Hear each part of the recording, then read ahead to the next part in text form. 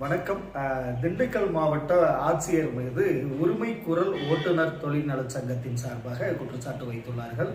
அதாவது இவர்களுடைய குற்றச்சாட்டு என்னவென்றால், திருச்சி, கரூர், புதுக்கோட்டை, தேனி போன்ற நகரங்களில் தேர்தல் பணிக்காக 30 முதல் 40 வரை வாடகை வாகனங்களை தேர்தல் பணிக்காக கொடுத்துள்ளதாகவும், திண்டுக்கல் மாவட்டத்தில் மட்டும் இங்கு செயல்பட்டு வரும் உரிமை குரல் ஓட்டுநர் தொழிற்சங்கத்தின் சார்பாகவோ அல்லது திண்டுக்கல் வாகனங்களை எதையும் தேர்தல் பணிக்காக பயன்படுத்தாமல் பிற மாவட்டங்கள் வாகனங்களை இங்கு கொண்டு தேர்தல் பணிக்காக பயன்படுத்துவதாகவும், இதன் காரணமாக இங்கு உள்ள ஓட்டுநர்களின் வாழ்வாதாரம் பாதித்து வருவதாக மாவட்ட ஆட்சியரிடம் புகார் மனுவை தெரிவிக்க ஓட்டுநர் நலச்சங்கத்தின் சார்பாக வந்தும் கூட ஓட்டுநர் நலச்சங்கத்தை சந்தித்து மாவட்ட ஆட்சியர் தங்களுடைய கோரிக்கைகளை ஏற்க மறுத்து விட்டார் என்பது ஒரு குற்றச்சாட்டாக இருந்து வருகிறது.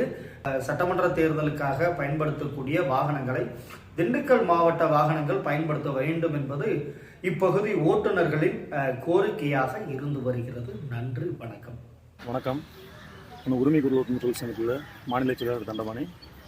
இந்த எலெக்ஷன் டியூட்டிக்காக தமிழ்நாட்டில் எல்லா மாவட்டங்களையுமே உரிமை குரல் ஓட்டுநர் தொழிற்சங்கத்தின் சார்பாக அனைத்து மாவட்டங்களையுமே சங்கத்தின் சார்பாக நிறைய வாகனங்களை கொடுத்துருக்குறோம். திண்டுக்கல் மாவட்டத்தில் இது வரைக்கும் எந்த ஒரு வாகனமே சங்கத்தினுடைய வாகனங்களோ திண்டுக்கல் மாவட்டத்தில் உள்ள எந்த ஒரு வாகனமோ எடுக்காமல் மற்ற மாவட்டங்களில் உள்ள வாகனங்களை இங்கே திண்டுக்கல் மாவட்டத்தில் இந்த எலெக்ஷனுக்காக பயன்படுத்துகிறாங்க. இதில் சொந்த பயன்பாட்டு வாகனத்திற்கு முன்னுரிமை கொடுத்துருக்குறாங்க.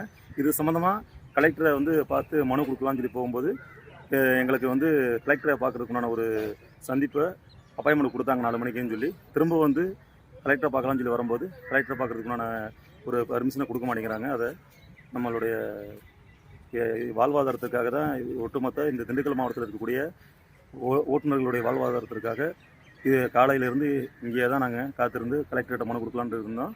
அதை தட்டி கழிக்கிறாங்க. இதை தமிழக அரசனுடைய கவனத்துக்கு கொண்டு போகுமாறு அன்புடன் கேட்டுக்கொள்கிறேன்.